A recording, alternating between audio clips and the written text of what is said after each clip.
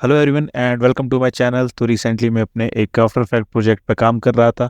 मैंने अपना जो प्रोजेक्ट है वो प्रॉपरली सेव किया, पीसी को शट डाउन किया और आधे एक घंटे बाद जब मैंने वापस प्रोजेक्ट को ओपन करने की कोशिश की तो मैं उसे ओपन नहीं कर पाया।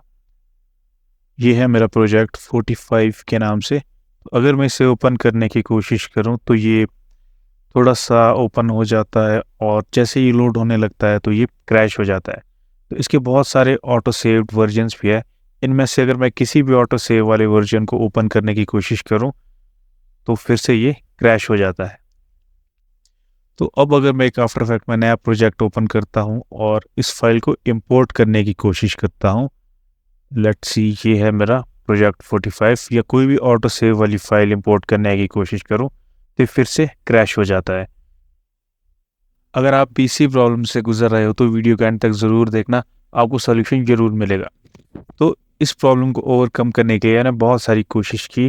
मैंने आफ्टर इफेक्ट री इंस्टॉल किया, हायर वर्जन का आफ्टर इफेक्ट यूज़ किया, मेमोरीज पर्च की, एडोब मीडिया एनकोडर के थ्रू इसे रेंडर करने की कोशिश की, डायनामिक लिंक के थ्रू इसे प्रीमियर प्रो में ओपन करने की कोशिश की, मगर कुछ भी काम नहीं आया।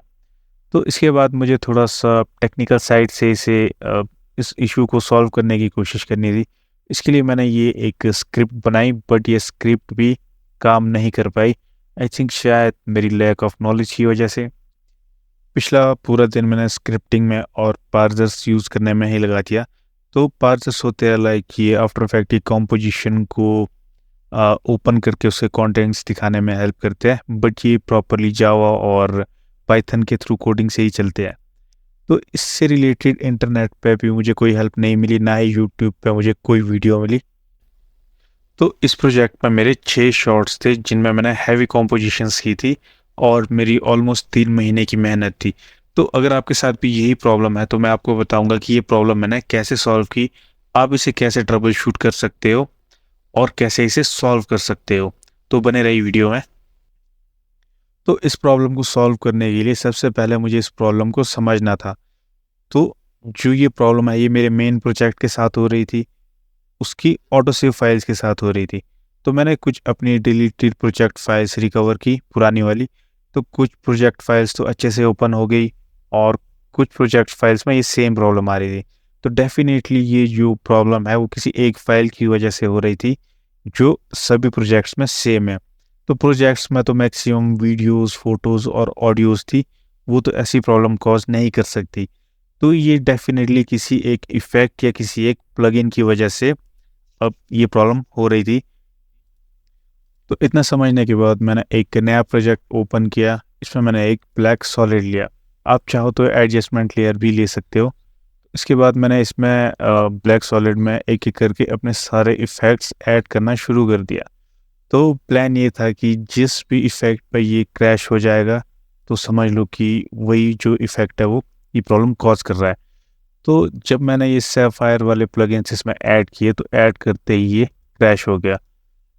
तो कंफर्मेशन के लिए मैंने दोबारा से एक नया प्रोजेक्ट ओपन किया और सैफायर का कोई भी इफ़ेक्ट, मैं रैंडमली कोई भी इफ़ेक्ट अगर प्रोजेक्ट में ऐड करता हूँ तो आफ्टर इफेक्ट वैसे ही क्रैश हो जाता था।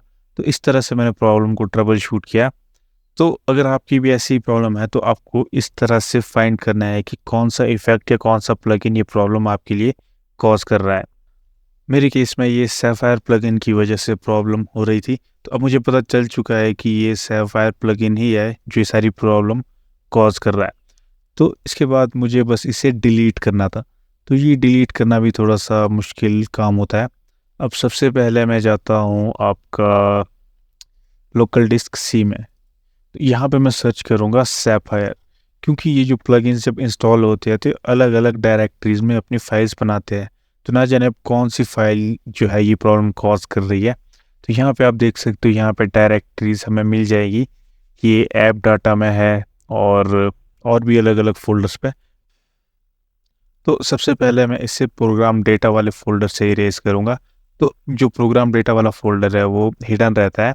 इसे शो करने के लिए यहाँ आपको व्यू वाले आइकन पे क्लिक करना है और इस हिडन वाले ऑप्शन को क्लिक करना है, तभी ये फ़ोल्डर आपको विजिबल होगा। इसके बाद मैं यहाँ पे जाऊँगा आपका बोरिस एफएक्स और ये जो सैफायर वाली 2 फाइल्स है इन दोनों को डिलीट कर दूँगा। इसके बाद एक और फाइल्स है जहाँ पे एक्सटर्नल प्लगइन्स आ जाते हैं। ये है आपका एडोब आफ्टर इफेक्ट 2023 वर्जन में यूज़ कर रहा हूँ, सपोर्ट फाइल्स यहाँ पे प्लगइन्स के अंदर।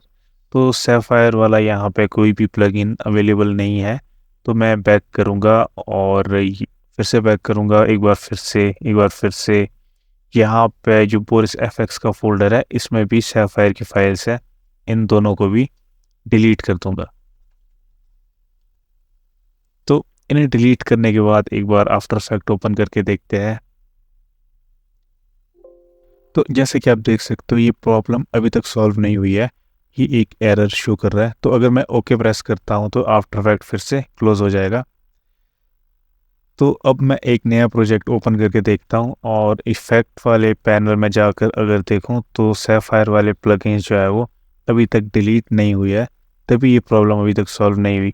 इसे सॉल्व करने के लिए मैं फिर से जाऊँगा सी ड्राइव में, यहाँ पे जाऊँगा प्रोग्राम फाइल्स के अंदर मैं जाऊँगा एडोब वाले फोल्डर में, यहाँ पे जाऊँगा commons, plugins, 7.2, media core, Boris FX. तो यहाँ पे सैफायर प्लगइन्स का जो मेन फोल्डर वो यहीं पे है। अगर मैं इसे डिलीट कर दूँ तो जो प्लगइन्स है वो सारे डिलीट हो जाएंगे। अब अगर मैं आफ्टर इफेक्ट फाइल को ओपन करता हूँ तो ये डेफिनेटली काम करेगी। आप देख सकते हो मेरी जो फाइल है वो ओपन हो चुकी है। यहाँ पे ये मुझे बता रहा है कि ये जो इफ़ेक्ट्स है वो डिलीट हो चुके हैं। ये सैफायर के वो इफ़ेक्ट्स थे जो मैंने यूज़ किए थे, जिसकी वजह से जो मेरा प्रोजेक्ट है वो ओपन नहीं हो रहा था। तो अब मैं ओके करता हूँ और यहाँ पे ये मिसिंग फाइल्स बता रहा है, क्योंकि मैंने एक ड्राइव से सारा डाटा दूसरी ड्राइव के लिए कॉपी कर दिया था। क्योंकि अगर जो ये प्रॉब्लम है वो कोई इफेक्ट के बजाय कोई मीडिया फाइल कॉज कर रही होती तो लोकेशन चेंज करने पे डेफिनेटली मेरा प्रोजेक्ट काम करता। तो मेरे केस में जो प्रॉब्लम थी वो इस इफेक्ट की वजह से हो रही थी। इसी तरह से आपको चेक करना है कि ये प्रॉब्लम जो है वो किस इफेक्ट की वजह से, किस प्लगइन की वजह से हो रही है। और जब आपको पता चल जाए तो उसके बाद उससे आपको पूरी तरह से डिलीट कर देना है, और डिलीट करते ही डेफिनेटली आपका प्रोग्राम जो है वो काम करेगा। तो आज की वीडियो में बस इतना ही, मिलते हैं अपने नेक्स्ट वीडियो में, तब तक के लिए बाय बाय।